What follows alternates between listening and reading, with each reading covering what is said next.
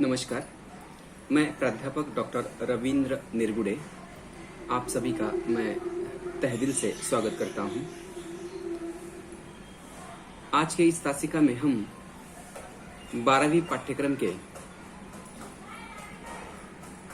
कविता सच हम नहीं सच तुम नहीं इस कविता का अध्ययन अध्यापन करना चाहते हैं। डॉक्टर जगदीश गुप्त द्वारा लिखित ये कविता है। हालांकि इस शीर्षक से मैं मेरी बात स्पष्ट करना चाहता हूँ, मेरी बात आपके सम्मुख रखता हूँ। शीर्षक है पाठ्यक्रम की तीसरी कविता का सच हम नहीं सच तुम नहीं। अर्थात यहाँ कवि स्पष्ट वक्ता है और इनके जो विचार हैं ये विचार बिल्कुल ही पुरोगामी हैं। बिल्कुल ऐसा नहीं है कि हम ही सच है और सामने वाले झूठ है, ऐसा नहीं। बिल्कुल स्पष्ट वक्ता विचार यहाँ डॉक्टर जगदीश गुप्त जो इस कविता के कवि हैं उनके हैं। अर्थात सच हम नहीं सच तुम नहीं। देखिए, इनका कवि परिचय हम संक्षेप में लेना चाहेंगे। डॉक्टर जगदीश गुप्त जी, लिखिए विद्यार्थी मित्रों से सूचना है, डॉक्टर जगदीश गुप्त जी का जन्म 1924 को उत्तर प्रदेश के शाहाबाद में हुआ। देखिए, कभी भी साहित्यकार का परिचय हमें इसलिए लेना चाहिए क्योंकि साहित्यकार के परिचय से पता चलता है कि वो साहित्यकार किस परिस्थिति से आगे आया हुआ है और जाहिर है उसके उस परिस्थिति का असर उनके रचनाओं पर दिखाई देता है। इसलिए कभी भी कविताओं को आरंभ करने से पहले हमें उस कवि का, उस साहित्यकार का, उस रचनाकार का क्या करना है, परिचय लेना बहुत जरूरी है। इसलिए इनका जन्म जो है 1924 को उत्तर प्रदेश के शाहाबाद में हुआ, याद रखिए। लिखिए सब विद्यार्थी, प्रयोगवाद के पश्चात जिस नई कविता का प्रारंभ हुआ उसके प्रवर्तक के रूप में उनका नाम लिया जाता है। अब प्रवर्तक का मतलब क्या है? उस प्रयोगवाद जो है, याद रखिए, उस प्रयोगवाद इस संकल्पना का, इस कंसेप्ट के वे प्रमुख है, मुखिया है। इस अर्थ में उनको मान लिया जाता है। हालांकि ये प्रयोगवाद की परंपरा मैं आपको थोड़ी सी संक्षेप में बताना चाहूंगा। ये हिंदी साहित्य में पुस्तक है, सब विद्यार्थी इसको देखिए। हिंदी साहित्य का इतिहास करके पुस्तक है, डॉक्टर नगेंद्र इसके संपादक हैं। आपके पास अगर ये पुस्तक होंगी, बड़ी है, तो ये पुस्तक आप देख सकते हैं। उस पुस्तक में लगभग जो है अनुक्रमणिका में सब यहाँ विस्तार के साथ बताया गया है कि इसमें शुरुआत जो है हिंदी साहित्य के इतिहास की, उसमें प्रयोगवाद कहाँ आता है इस क्रम में, ये हमें आपको अवगत कराना है, परिचय कराना है। तो इसमें भक्तिकाल है, फिर उसके बाद जो है रीतिकाल है, रीतिकाल के बाद फिर पहला आदिकाल है, भक्तिकाल है, रीतिकाल है, रीतिकाल के बाद फिर है आधुनिक काल। आधुनिक काल में उसका फिर क्रम है। आधुनिक काल में है फिर वहाँ भारतेंदु युग, द्विवेदी युग, फिर छायावादी युग, और छायावाद के बाद छायावादोत्तर काल। छायावादोत्तर काल में आते हैं फिर उसमें क्रम एक लगभग हम आपको बताएंगे। केवल प्रयोगवाद कहाँ आता है ये आपको केवल समझाना है। इसमें प्रगतिवाद, छायावादोत्तर काल में प्रगतिवाद और फिर प्रयोगवाद, नई कविता, साठोत्तरी कविता, इस प्रकार का क्रम है। ये जो क्रम है, इस क्रम में ये जो नई कविता के जो कवि हैं, ये प्रयोगवाद, याद रखिए, ये प्रयोगवाद और नई कविता, इसमें ये सब पृष्ठ क्रमांक 627 में ये इसका उल्लेख प्रयोगवाद का इसमें आया हुआ है। तो संक्षेप में हम आपको बताना चाहेंगे कि प्रयोगवाद किसे कहते हैं।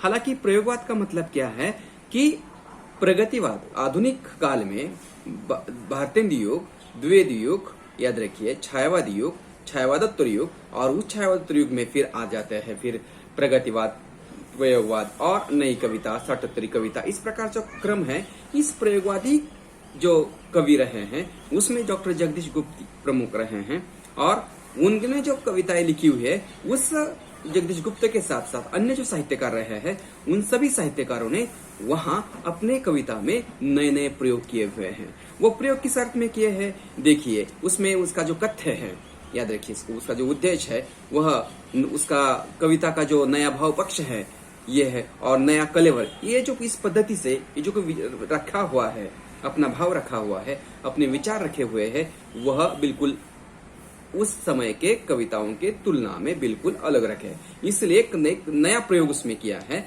और इसलिए इसको प्रयोगवाद के प्रवर्तक कहा जाता है। याद रखिए, बहुत बार छात्रों के मन में प्रश्न उठता है कि प्रवर्तक कौन है, ये प्रयोगवाद क्या है। ये बिल्कुल जो कंसेप्ट है ये हिंदी साहित्य के इतिहास की जो पुस्तकें हैं उसमें आपको अध्ययन के लिए मिल जाएगी। वैसे तो मैंने आपको अभी जो पुस्तक दिखाई है वह हिंदी साहित्य का इतिहास, संपादक उसके नगेंद्र जी हैं, डॉक्टर नगेंद्र जी। इसको लेकर आप पृष्ठ क्रमांक 627 पर ये देख सकते हैं प्रयोगवाद। अब देखिए, ये जो डॉक्टर जगदीश गुप्त रहे हैं उनका जो अध्ययन रहा है वह प्रयोगवाद के संदर्भ में काफी ही चर्चित और बिल्कुल सराहनीय रहा है। नई कविता की परंपरा को आगे बढ़ाने के लिए उन्होंने इसी नाम से एक पत्रिका का प्रकाशन आरंभ किया था, मतलब नई कविता के नाम से। और ये सब उनका जो लेखा जोखा है, उनका जो ये नई कविता से संबंधित जो अध्ययन है वह अध्ययन जो है बिल्कुल नए पक्ष को लेकर हमारे सामने आ जाता है। और ये सब अध्ययन की दृष्टि से, अर्थात उनका जन्म 1924 से लेके 2001 में उनका निधन हुआ है। अब उनकी रचनाएं भी है, उसका जिक्र मैं थोड़ा करता हूं कि नाव के पांव, शब्द दंश, हिम विध, गोपा गौतम, याद रखिए, शंबुक, भारतीय कला के पद चिन्ह, नई कविता स्वरूप और समस्याएं, केशवदास, नई कविता आदि उनकी तमाम रचनाएं हैं। उसमें सब आए हुए, कहानी है, फिर उपन्यास है, नाटक है, फिर कविताएं हैं, काव्य संग्रह, ये सब इसमें रचनाओं में आ जाता है। अब देखिए, ये विधा परिचय। अब विधा परिचय में, विधा मतलब वो कविता, काव्य, उसका परिचय उन्हें दिया है इधर। प्रयोगवाद के बाद हिंदी कविता को जो नवीन धारा विकसित हो गई है, ध्यान दीजिए, प्रयोगवाद के बाद हिंदी कविता की जो नवीन धारा विकसित हुई है, मतलब पल्लवित हुई है, निर्माण हुई है, वह जो धारा है, वह जो धारा विकसित होने के बाद, याद रखिए, नए भावों की नए भावों की अभिव्यक्ति के साथ नए मूल्य और नए शिल्प विधान का अन्वेषण नई कविता की विशेषताएं हैं। याद रखिए, ये अन्वेषण शब्द लिखिए। अन्वेषण मतलब खोज, छानबीन। अन्वेषण मतलब क्या है? खोज, छानबीन। तो यहाँ इस काव्य विधा में ये नए मूल्य है, नई अभिव्यक्ति मतलब प्रकट करने की जो पद्धति है, और शिल्प विधान जो है उसमें जो व्याकरण की दृष्टि से हो या फिर अनेक भाषा के शब्द हो, छंद हो, अलंकार हो, ये शिल्प विधान जो है इसकी दृष्टि से इसमें जो विचार रखे हुए हैं वह बिल्कुल सराहनीय है। और अन्वेषण की दृष्टि से, खोज की दृष्टि से ये नई कविता की ये सभी विशेषताएं, ये सभी उसकी खासियत है। अब देखिए, नई कविता का प्रारंभ याद रखिए, डॉक्टर जगदीश गुप्त, रामस्वरूप चतुर्वेदी और विजयदेव शाही के संपादन में प्रकाशित नई कविता पत्रिका से माना जाता है। मतलब ये जो नई कविता का जो प्रारंभ है, तो इसका प्रारंभ भी इसी पत्रिका की, इसी नाम से, नई कविता नाम से पत्रिका से बिल्कुल शुरुआत हुई है। तो इस प्रकार एक काव्य विधा का संक्षेप में परिचय यह आपके सम्मुख रखा है। अब देखिए, इस कविता का जो परिचय है संक्षेप में, जैसे आरंभ में होता है, आप सभी जानते हैं कि इस कविता में जो विचार रखे हुए हैं कवि ने, समाज को सामने रखते हुए, समाज की वस्तुस्थिति को सामने रखते हुए, वह विचार इस पाठ परिचय जिसे कहा है, हालांकि कविता परिचय होना चाहिए था पर पाठ परिचय हुआ है, तो वह पाठ जो है तो उसका परिचय यहाँ रखा हुआ है। मैं उसको पढ़ता हूँ। प्रस्तुत नई कविता में कवि संघर्ष को ही जीवन की सच्चाई मानते हैं। क्या ये डॉक्टर जगदीश गुप्त जो है क्या कहते हैं कि जीवन को ही, याद रखिए, संघर्षमय जीवन को ही सच्चाई मानते हैं। नहीं तो बहुत बार हम ऐसा देखते हैं कि कई लोग ऐसे भी होते हैं कि बिल्कुल जीना है इसलिए जीना है, केवल संघर्ष करते नहीं, कुछ लगन से पढ़ाई करते नहीं है, अध्ययन करते नहीं है, तो उसे जीवन नहीं कहते हैं। याद रखिए, उसे हम जीना नहीं कह सकते हैं।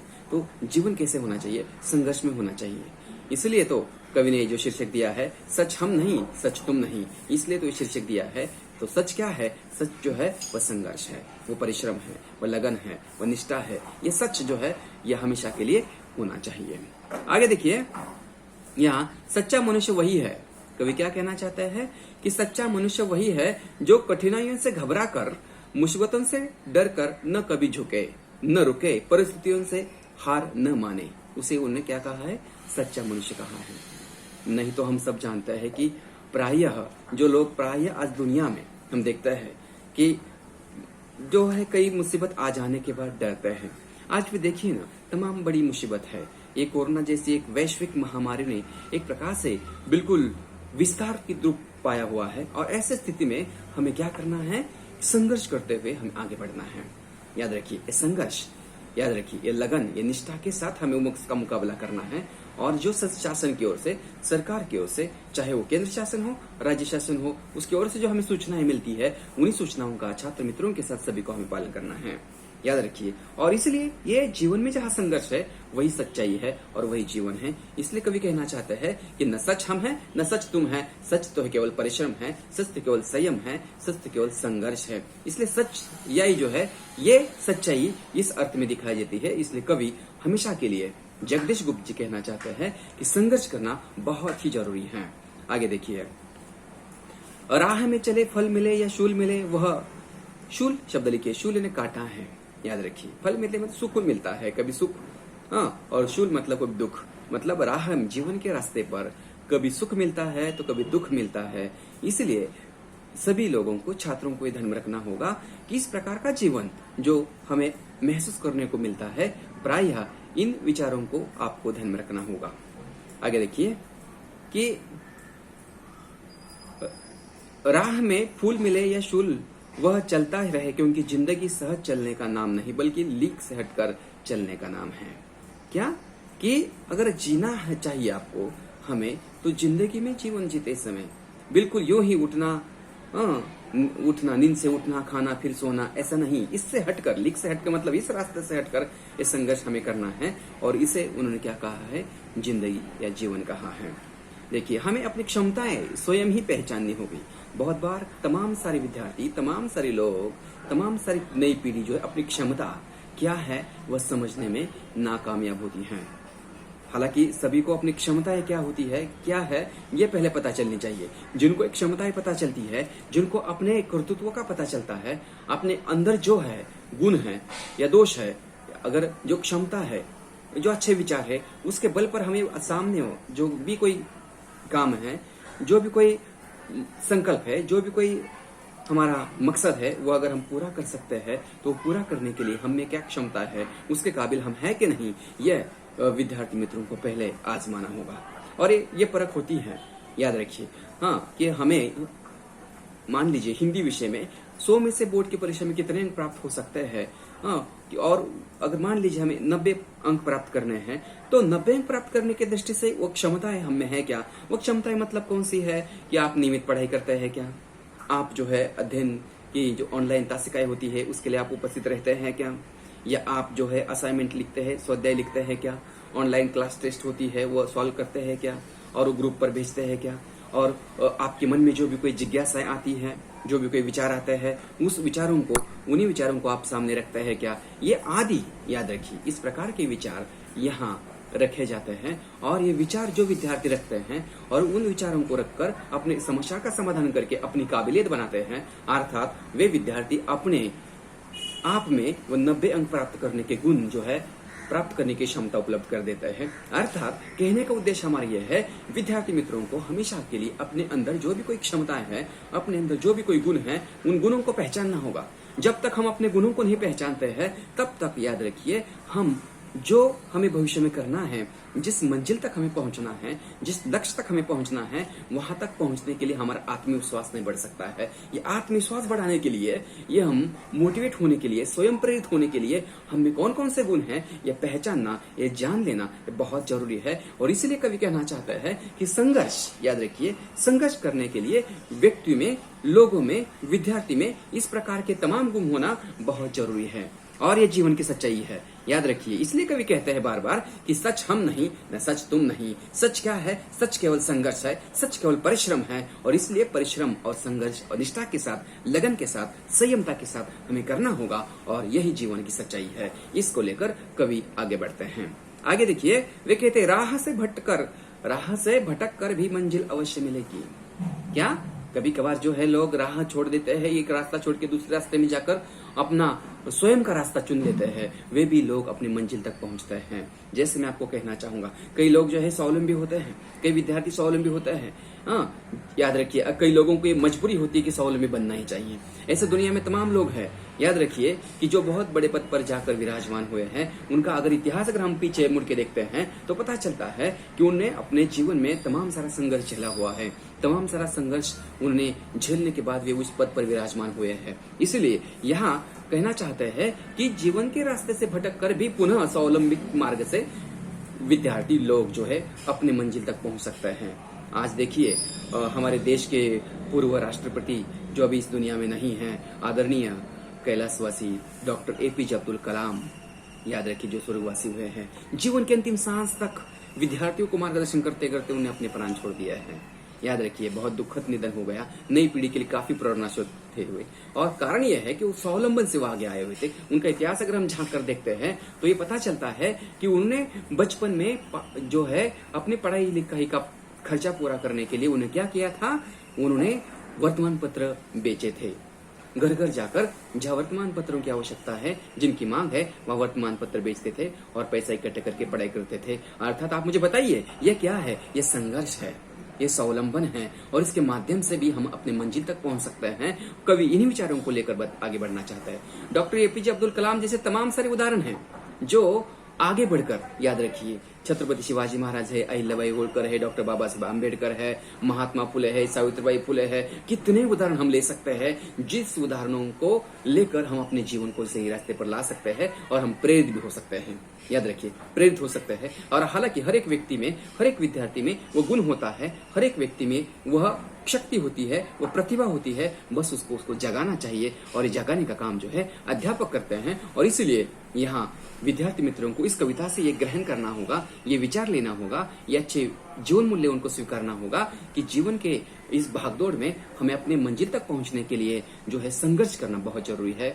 इसलिए कवि कहना चाहते हैं, सच हम नहीं, सच तुम नहीं, सच केवल क्या है? सच संघर्ष है, और इसलिए संघर्ष करना बहुत जरूरी है। और ये संघर्ष करने के लिए नई पीढ़ी को, छात्रों को यहाँ प्रेरित करने का काम इस कविता के माध्यम से डॉक्टर जगदीश गुप्ता जी करना चाहते हैं।